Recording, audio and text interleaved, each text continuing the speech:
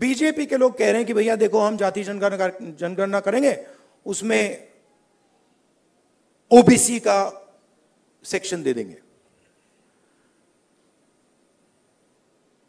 जाति जनगणना सबसे पहले सिर्फ वहां ओबीसी लिखना का कोई मतलब नहीं है। राहुल गांधी बोले, भारत की आबादी के हिसाब से बनाई जाए नीति, देश की आधी आबादी ओबीसी। आपको बता दें, लोकसभा में नेता प्रतिपक्ष राहुल गांधी का शनिवार को प्रयागराज में है। यह करीब 5 बजे प्रयागराज एयरपोर्ट पहुंचे, जहां उनके जोरदार स्वागत किया गया। इसके अलावा वह भगवतपुर, चकिया, महाराणा प्रताप स्थित इलाहाबाद मेडिकल एसोसिएशन के कन्वेंशन सेंटर में आयोजित संविधान सम्मान समारोह को संबोधित करने भी पहुंचे।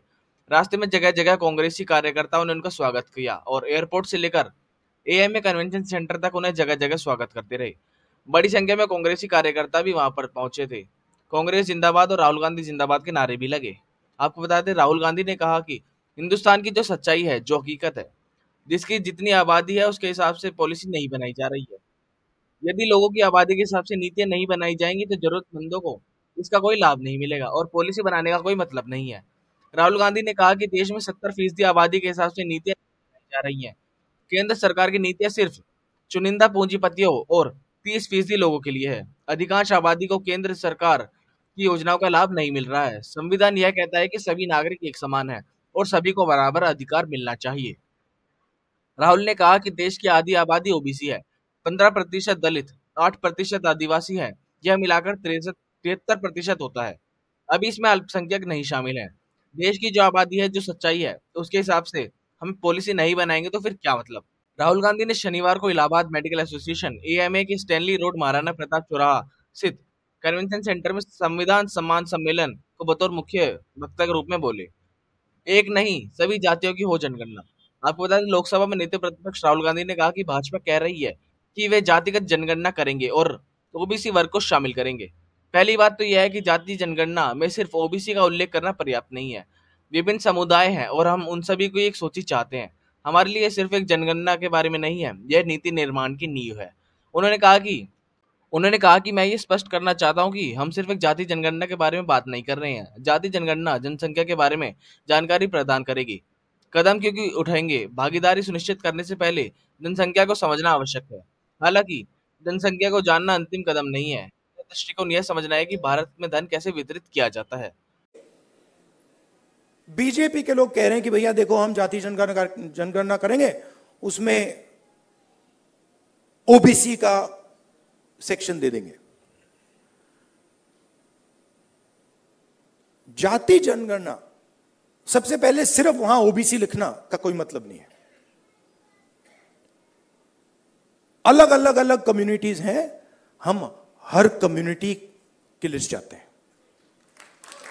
पहली बात।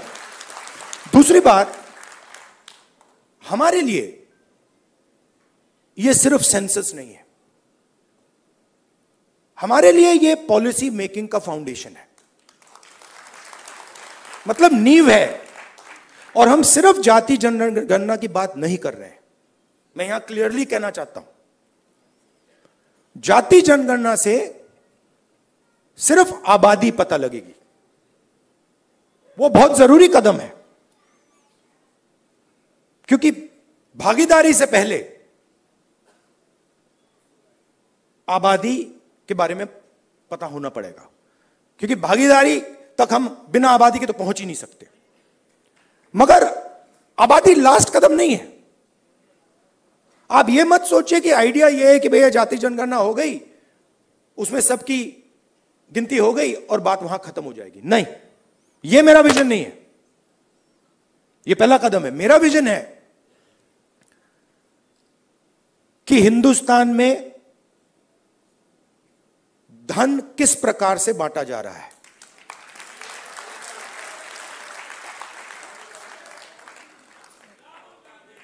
ओबीसी के हाथ में कितना है, दलितों के हाथ में कितना है, मजदूरों के हाथ में कितना है, पहली बात। दूसरी बात, हिंदुस्तान के जो इंस्टीट्यूशंस हैं, ब्यूरोक्रेसी हो,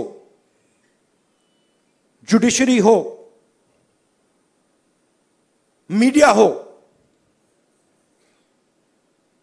इसमें इन लोगों की कितनी भागीदारी है। आपको यह वीडियो कैसी लगी हमें कमेंट बॉक्स में